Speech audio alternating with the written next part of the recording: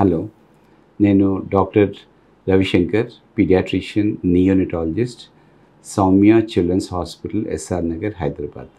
ఇప్పుడు మనం ఏంటంటే కోల్డ్ ఫీవర్ వచ్చినప్పుడు మనం మటుకి ఏం చేయాలి, ఇమీడియట్గా కొంతమంది పేరెంట్స్ మటుకి యాంటీబయాటిక్స్ మటుకి వాళ్ళు అడుగుతారు, వాడతారు. అది మంచిదా కాదా అనేసి మనం మటుకి మాట్లాడతాం. సో జలుబు, ఫీవరు ఇలాంటివన్నీ మటుకి కామన్గా పిల్లల్లో వస్తాయి. ఇవన్నీ 90% ఇవన్నీ ఏంటంటే మటుకి వైరల్ ఫీవర్స్ అన్నమాట. ఇలాంటి వైరల్ ఇన్ఫెక్షన్స్లో దీనికి మటుకి యాంటీబయాటిక్స్కి ఏ రకమైన రోల్ అయితే లేదు. యాంటీబయాటిక్స్ అన్నవి మటుకి బ్యాక్టీరియల్ ఇన్ఫెక్షన్కి, అంటే సివియర్ టాన్సిల్స్ ఇన్ఫెక్షన్ కానీ, సైనస్ ఇన్ఫెక్షన్ కానీ, ఇయర్ ఇన్ఫెక్షన్ కానీ ఇట్లాంటివి ఉన్నప్పుడే మనం మటుకి యాంటీబయాటిక్స్ ఇవ్వాలి. యూజువల్గా కామన్ కోల్డ్కి యాంటీబయాటిక్స్ అయితే అవసరం అయితే లేదు.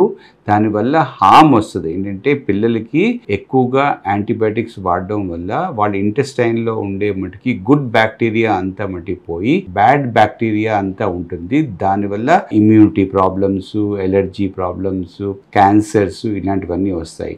సో ఇది మటుకి యాంటీబయాటిక్స్ అన్నవి మంచివి కాదు. Only under prescription and only for a bacterial ఇన్ఫెక్షన్కి మాత్రమే యాంటీబయాటిక్స్ మటుకి వాడాలి. యూజువల్గా కామన్ కోల్డ్కి, అంటే ఒకవేళ కానీ మటుకి ఫీవర్ ఉంటే మనం మటుకి పారాసెటమాల్ అయితే ఇవ్వచ్చు.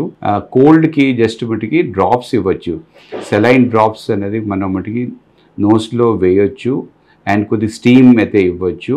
సో దీంతోటే స్లోగా వాళ్ళకి ఇంప్రూవ్మెంట్ వస్తుంది. ఒకవేళ చాలా మటుకి ప్రాబ్లమాటిక్గా ఉంటే అప్పుడు మనం కోల్డ్ మెడికేషన్స్ కూడా అండర్ ప్రిస్క్రిప్షన్తో మనం మటుకి ఇవ్వచ్చు అన్నమాట.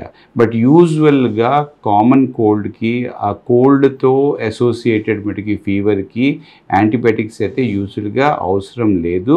ఇది ఓన్లీ 2-3 days మాత్రమే ఉంటుంది. అండ్ ఫ్రమ్ 3rd-4th day నుంచి అది స్లోగా తగ్గిపోతుంది. సో ఏ రకంగా ప్రాబ్లమ్స్ అయితే ఉండదు. ఇర్రెస్పాన్సిబుల్గా, ఇండిస్క్రిమినేట్గా యాంటీబయాటిక్స్ అన్నది వాడడం అన్నది మంచిది కాదు. ఎస్పెషలీ పేరెంట్స్ వాళ్ళు సెల్ఫ్గా యాంటీబయాటిక్స్ అడ్మినిస్టర్ అయితే చేయకూడదు. అండ్ వాళ్ళు యాంటీబయాటిక్స్ ఇవ్వమని ప్రెషర్ అయితే మటుకి పెట్టకూడదు. Thank you.